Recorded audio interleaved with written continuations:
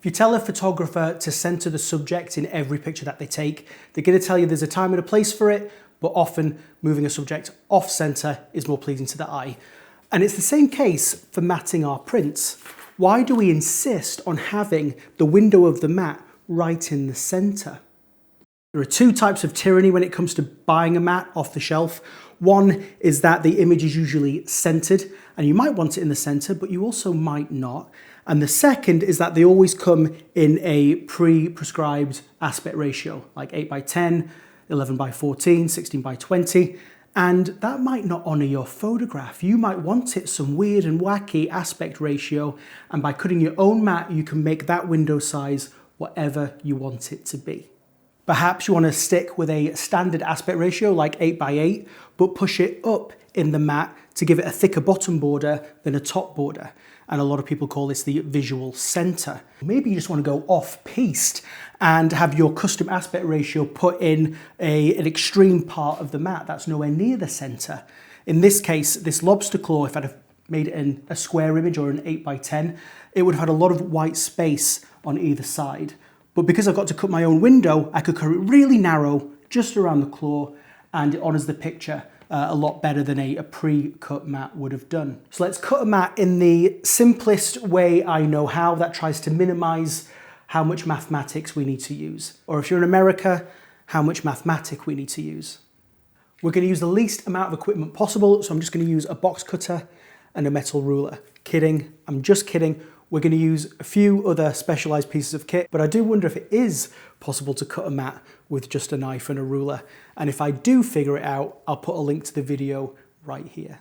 Of course, we are going to need a piece of mat board. I'm going to use a 16:20 pre-cut mat board today, and a backing sheet, and they're usually a bit cheaper than mat boards, so they don't have to be the same quality, that we're going to hinge to the back to protect the photograph from the rear. You'll have seen one of these before. It's a mat cutting blade, and when it's on the mat, you press it in to cut, you make the cut, and you release to exit the cut. A nice to have, rather than just any metal ruler, is this specialized one that has the groove on, and the mat cutter can attach onto that groove and slide up and down it. A nice to have is a dedicated mat cutter like this, especially if you're making lots of repetitive cuts. But I tend to find that that cutting blade and the ruler do the job pretty well and takes up a lot less space. Then we'll just need some acid-free tape so we can attach the mat board to the backing board, and also to attach the photograph to the mat board. A pair of scissors, always handy, especially when you're cutting the tape, and a nice sharp pencil. But in this case, I'm going to use a more blunt, soft pencil just so it picks up on the camera a little better, but I'd go for a hard, sharp one to make sure your lines are accurate. And then on the table, we've got a healing cutting mat, and that's just to protect the table. We need one more thing, which is a sacrificial slip board that we can put down, and this is for the knife to go through the mat board and score the slip sheet ever so slightly so we get a clean cut on the mat board. The blade really shouldn't get down to the healing mat at all. It's there just in case. And the last thing we need, and probably the most important, is the photograph or the artwork. And we need to know a couple of things about it. Number one is we need to know the size of the piece of paper that it's on. And that piece of paper needs to be bigger than the mat window so it doesn't fall through. And then we need to know the size of the image that's on the paper, because we've got a decision to make. Do we want the mat to be on the outside of that image? In which case, I'd like to leave 1/4 of an inch all the way around. So that's an extra 1/2 inch across and an extra 1/2 inch above for the dimensions of the image. Or do I want the mat to cover the sides of the image so that the image touches the mat window? And in that case, I'd like to come in 1/4 of an inch around all the dimensions. So the window is going to be 1/2 an inch shorter than the height of the mat and 1/2 an inch narrower than the width. All we need to concern ourselves with is the size of the window of the mat. So if I grab a ruler, and this is a great example because I don't want to use all of this image. In fact, there's a lot of this side of the image over here that I don't want showing after we've cut the mat. I want to crop it off right about here, and I'm going to have it touching the window. So I know where the side of my image is going to be. I'm going to put it in approximately 1/4 of an inch from one side, and then I know that I want it to clip at about 12.5 inches. And then in the other dimension, I'll just roughly come in 1/4 of an inch from one side, and I know that it's going to be 9 inches across. And then I'll have a window that covers the edges of my image. And that's all I really need to know. It's 9 by 12.5, or whatever size image that you have that you're trying to mat. The next step is we're going to work on the back of the mat board. And this one's going to be in a vertical orientation. And I'm going to draw everything from the top left part of the mat board. Even if you had a landscape orientation picture, like in this example, you'd still start from this top left-hand corner. So I know that it's going to be 12.5 inches from the top. If I just make a second mark over here, 12.5 inches, and join the dots, then that's approximately the height of my image. And then it's going to be 9 inches wide. So I'll do that again over here and join the dots. This part in the corner is the size of the window that I need, meaning that everything over here is exactly the border on both sides, left and right, and everything down here is exactly the border top and bottom. So I want the left and right border to be equal. I just see what's left of my mat, and in this case it is 7 inches on the dot. I know my border is going to be half of that, 3.5 inches. So I'm going to make 2 marks. If you have a T-square, that would make life a lot easier for this part, especially if you're doing a lot of them. But the 2 dot marking seems to work. So that gives me my right border in this case, and I'll do 3.5 inches on this side.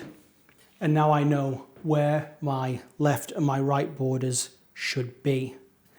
The top and the bottom border, the mat that remains, is 7.5 inches. Half of that is 3 3/4. So just make a couple of marks at 3 3/4. You can always put on a third mark just to double check you've got everything in the right place. And now we've got our bottom border on. To get a perfectly centered window, we would just put that 3 3/4 or whatever measurement that you have at the top as well. You're good to go. You can skip the next part and go straight to the cutting. A neat way to make the bottom border slightly bigger than the top border in a consistent manner is to join where the bottom border hits the right hand part of the mat and where your original image hits the left hand part of the mat. All we've got to do is join those lines, and where that line hits the right hand border is the new height of the bottom border. In this case, I'm at approximately 4.5 inches. I'll move that over here as well and redraw that bottom border onto the page. So I know that this is now the bottom of the window, and the top of the window is going to be the bottom plus the height of the window. It's that 12.5 inches that I had before on both sides. Mark that off. That gives us a wider bottom than the top in a way that we can reproduce when we need to. After all that, the cutting is probably the easy bit. You've just got to make sure and do a few test cuts that when you make a cut with your cutter, it goes through the mat cleanly, but doesn't go all the way through the slip board, and you can adjust the depth of the blade with the screw stop on the back of the cutter. Because we're working on the back of the mat, we just need to remember that the angle of the blade needs to be pointing to the edge of the mat, so away from the window.